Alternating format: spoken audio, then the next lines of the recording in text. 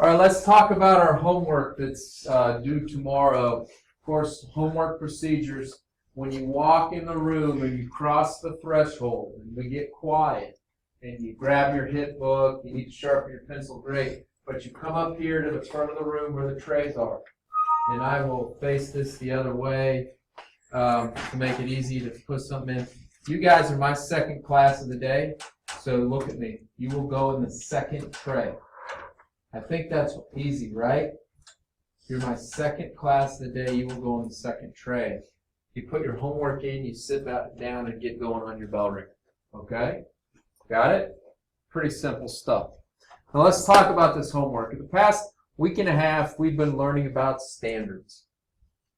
And so it's a fairly simple assignment, but it gets you thinking about other things.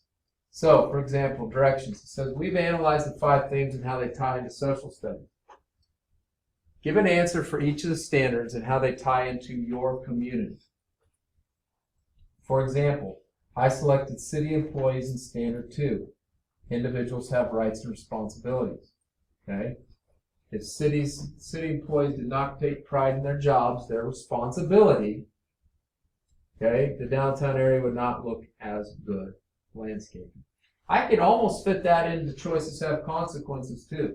If they made the choice not to do as good a job, our downtown wouldn't look very good and appealing to the people that come and visit our town. So you can take the same one and use it for 2 if you want, just not every one. So you'll think about all these standards and how they tie into your community. You can't use my example. Okay? So how does, on number 4, how does Wamego, I think that's continuity and change, correct? Number 4. I don't want answers, but I want you to start thinking, how does Wamego experience continuity and change? How do they change? How does Wamego, what are the things that keep Wamego going? The other one, the relationships between people and the environment, places, are dynamic or constantly changing. How does that apply to Wamego? And you'll need to give me an example. Writing complete sentences.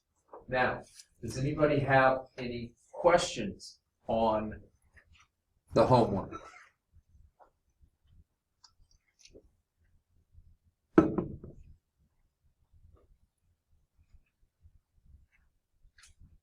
No questions? You understand it completely? Yes, ma'am. So this was pick a thing and then sit up in it into all 4. So if you go, let's say you start on number 1 and you say choices have consequences. How does that fit into my town I live in of Wamego, Kansas? What happens in this town where the theme choices have consequences would play into our town? What is it? My example was, and you can't use it, city employees have pride in our town, so their choice is to really do a good job landscaping down on Main Street in the park. What's the consequence? It's a positive consequence. We get people that fall in love with our town, sometimes move here. You see what I'm saying there? And I write that one out, and I go to 2, and I'd say, what can I put about our town about individuals have rights and responsibilities? Does a bunch of people have different responsibilities in our town to make the town go? So try to think of some things. I think if you were to go to visitwamego.com, you would find some really good ideas to help you. That's visitwamego.com. Yes? So something about Wamego? Yeah. It has to be about your community. Okay? Do you understand that? You can't use the same one for multiple standards. You have to come up with some different. Write a full sentence or 2 explaining it. This is for a grade. So when you're at home, and we'll have 2 assignments in the grade book. Our Edmodo assignment that you're supposed to get on and make a comment on. I hope you did. That's 20 points. You get on Edmodo and you write a sentence, you get 20 points just to show me you can get on Edmodo and operate. If you haven't done that, you need to do that pronto. The second one's your iMovie trailer. This is your 3rd assignment. So essentially, if you don't do the best job Mr. possible, Heinberger, sorry to yeah, interrupt. I he's understand. coming down. Yeah, but he's leaving. He's coming down. Hey. And so if you don't do your best job on this one, can it crush your grade right away? Absolutely it can. Let me caution you against one more thing. And that's plagiarism. That's copying. It's going to be really easy for me as I'm grading these to figure out how, wow, that one that Billy did on number 3 is exactly like one I've read before. And so I flip back through them all looking for the exact one until I find it. So if someone says, hey, can I borrow your paper? You just say, no way, because you're just as guilty if you give that paper to someone to copy. Yes, ma'am. But what if someone copies from you without you knowing it? And When is that going to happen? I don't know, but You're going to do it at home, right? yeah, You're going to put it in your folder, right? yeah. So unless they open your folder, which is going to be in your locker, sealed tight, there's no way they're going to see that. The only way I can say that that'll happen is if it's not done tomorrow morning and you're out here on the bench rushing to get it done. But if you go home and do it, slip it in your binder, put it in your backpack, put it in your locker, bring it here, nobody's going to see it.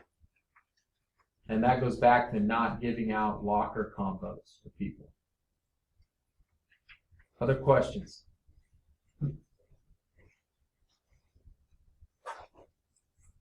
All right, next step, we're going to learn how to take 2-column notes in here.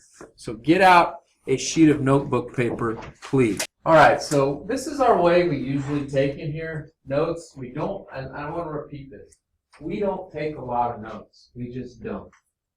The only time we take notes is to get a background on the subject matter we're learning before we jump into it. So I want you to get that, trying to get that message across. We just don't do it very often. So here we go. We like to draw a nice line on the left side. Now listen before you go doing this, since I'm giving direct instruction right now. You have binders that make really, really good straight edges, right? So anytime you want to draw a line on your paper, this thing ought to do a really good job. So don't move. Okay. We don't want to put it in the middle of the paper. So this, for example, this is our notebook paper. We want to put it, it's almost like we were dividing the paper into thirds. That would be our first line. So go ahead and make that a line. Don't put it too far to the left.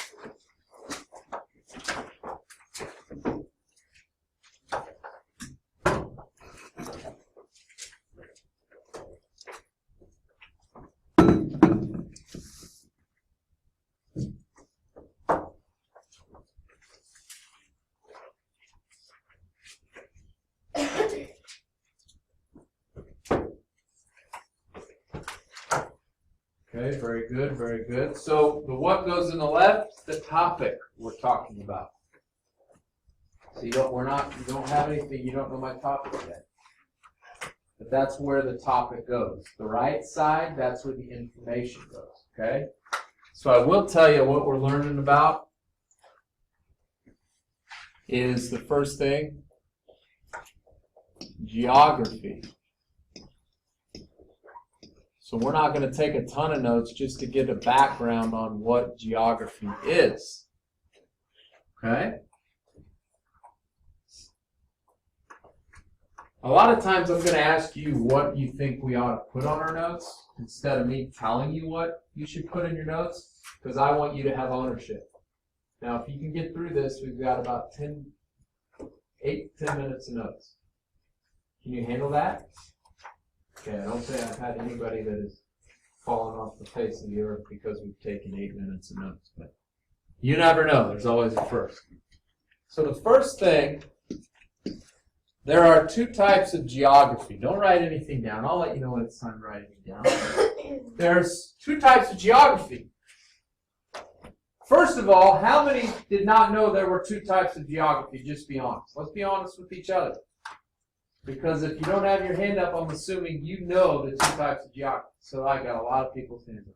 The first one is my personal favorite? Human geography.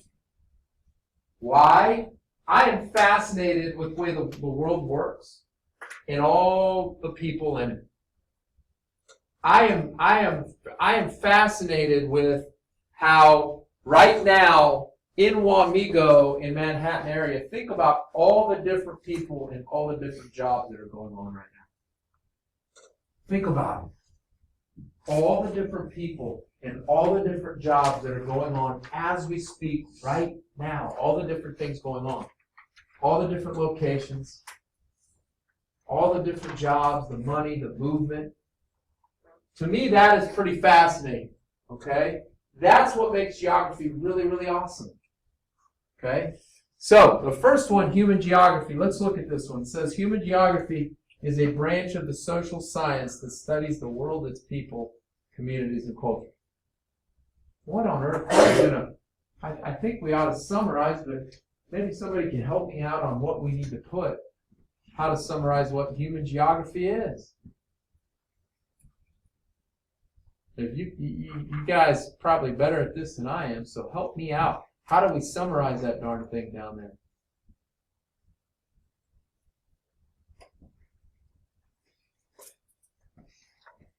We don't need to put human geography. We already know that, so I bet we could cross this out. I bet we don't need anything about social science. So what is it? How could we start this out? Yeah? The study of human and their cultures. Study of humans and their humans, communities, and their cultures. What does everybody think? That's shortened down and pretty easy, right? So here's what I like to do, and I encourage you for this. So I'm going to say there are two types of geography, right? And I want to draw this because, I like pictures. They help me learn. So I'm going to put human. And you can put it any way you want. It's your world. You can draw pictures in your notes to help you remember. Please, I encourage you. As Bob Ross would say, it's your world. I don't know if anybody even knows who Bob Ross is, but the painter. But anyway, human geography. So Noah, what did you say? How did you summarize that? The study of Humans and culture. Study of people. Let's put that. People. I thought it was something else. Communities. Good. Thanks for jogging my memory. Communities. And what's the last one? Culture. Now that brings us to a big one here. What in the heck is culture? Ooh, good question, Mr. H. I was thinking that this morning when I was eating my breakfast. Not. I don't expect you maybe to know what culture means. I'll ask a question. How many of you have a favorite food? Raise your hand. Of course, everybody. I think everybody probably has some favorite. How many of you have a favorite type of music you like to listen to when you're in a certain mood? Okay. How many have their favorite outfit they wear? Favorite pair of shorts or jeans? Your favorite broken-in jeans or shirt? Right? Okay. Very good. Now, that's some culture. So what the food we eat, the music we listen to, the way we dress, it could be religion. It can be language. It's culture. It's kind of the way we live our life, the way we talk and eat, the music we listen to, the language we speak, the religion we have. That's our culture. So I don't care what you have to jot next to culture to have you remember what culture is. Maybe you're going to draw a hamburger, a music note. Okay, right? I don't think I ought to attempt to draw a hamburger, but you know, oh boy. Is that a carrot? Is that a good carrot? Oh. Right? Wow. It's a torch. No, it's a carrot. You know, clothes. Maybe somebody has a, you know, and this is my world. So that's a pair of jeans. So I remember it's clothes. It's music. You know, it's food. It's our language, the way we talk. That helps me remember. So I encourage you to do the same in your little world of notes, and don't copy mine, but make it yours to where, you know, 2 weeks from now when you're studying for a test, you get to the notes, and this, I know you've done this before, you get to your notes, you go, holy smokes, what did I write? This makes no sense. That way you draw the picture, it goes straight to your head, you remember, it is your world. It is your world. All right. The next one, physical geography. Of course, don't write anything down. We want to make this easy. Physical geography is the branch of natural science which deals with those. There's a good starting point again. The study of processes and patterns in the natural environment. Well, how do you think we shorten this down? Experts, to make your world easy. Yeah? We don't need physical geography. Okay, we don't need physical geography.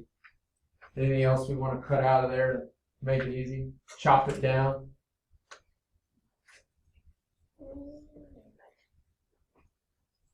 That branch of natural. So we don't need this, right? We need with. Nope. So this looks good. Don't need that. Okay? Study a process. Now, you're looking at that and some of you are going, I don't know what the heck that means. What do you think a process of the environment is? Yes, sir. Like plants growing. There's a good, okay, vegetation growing. Very good. What else?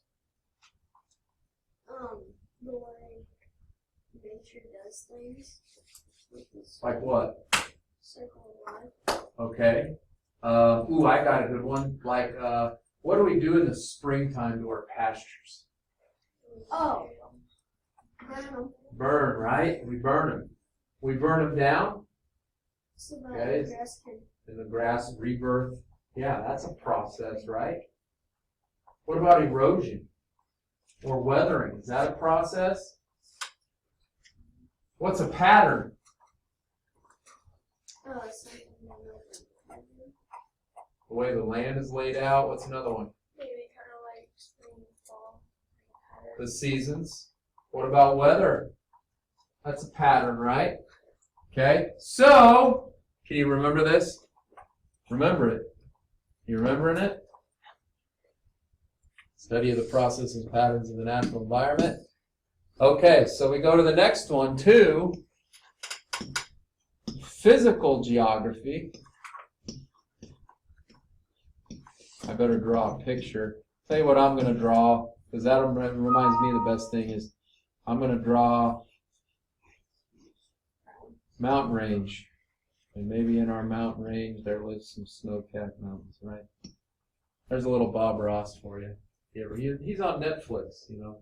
Search Netflix Bob Ross. If you ever want to take a good nap, he'll put you to sleep, but it's fascinating to watch him paint pictures. So your parents probably know who Bob Ross is. All right, so physical geography, okay? Did everybody remember what the definition was? Yes.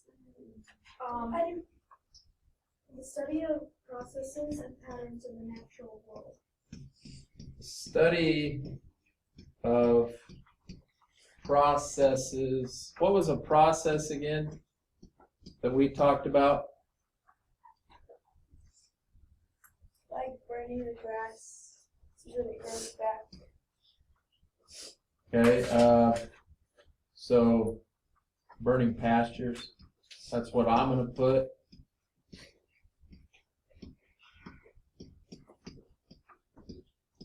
That's a process. Processes and patterns. What's a pattern? It was an easy one. Oh. Weather. Weather.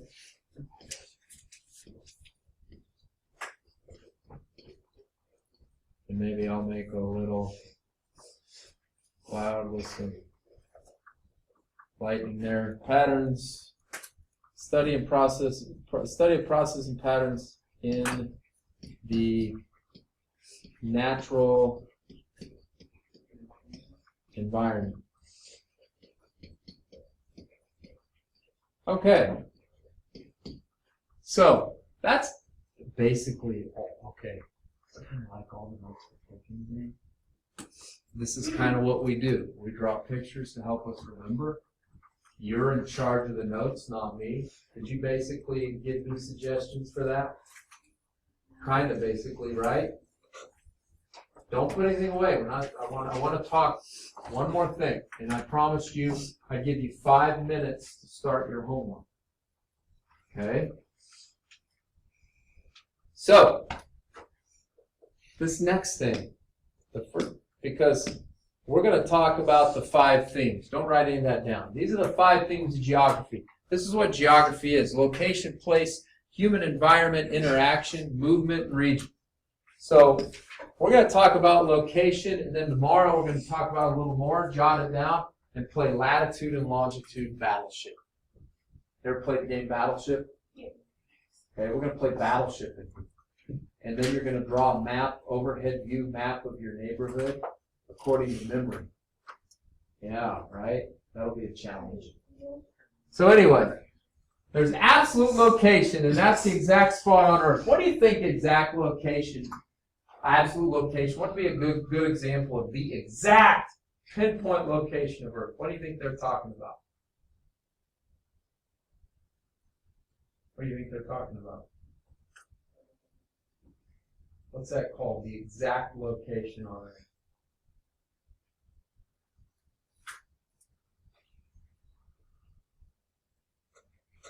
Somebody give me an example.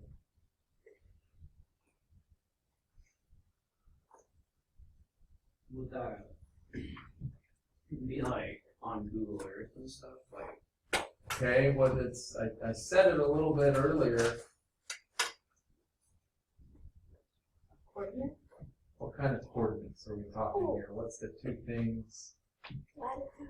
Latitude and longitude, right? But we don't ever you don't ever talk latitude and longitude, right? You know, your friends visiting, how do you get to your house? Well, you know, write this down. Are you ready? 54 degrees north, 120 degrees east, latitude, longitude. If you can find that, you'll get your okay. You don't ever use that, do you? But how many of us on a trip, how many of your folks get out their phones and put it on Google Maps and have Siri tell them where they're headed? You ever done that before? Raise your hand. Siri causes a lot of arguments, doesn't she? It's a he. So anyway, wherever you know. Okay. So we use that, right? And we'll talk about all the different places that use latitude and longitude. We don't. That's not our world. Relative location is the position of a place in relation to other places. Okay, stop me if you've heard this one. I got a guy coming to visit from Kansas State to visit our school. He says, well, how do you get to middle school? I say, well, do you know where Pizza Hut is in Wamego? Well, yeah, I do. Turn left at Pizza Hut, go up a half a mile. We're on the way. That's relative location. You're giving the position of a place in relation to other places. Farmers are really good at this. If you've ever been around with a farmer. And I had a young man first hour, he said, all the land we own, we call it names. And we know what's on that land, so when someone asks us how to get to a certain place, that's how we tell them. You know, how do you get to so-and-so? Well, you go down Wheaton Road, and you're going to keep going until you see a big red barn on the left. And after that big red barn, you're going to turn left. And you go up the road about a mile, there's a big pond. We're that house by the pond. That's relative location.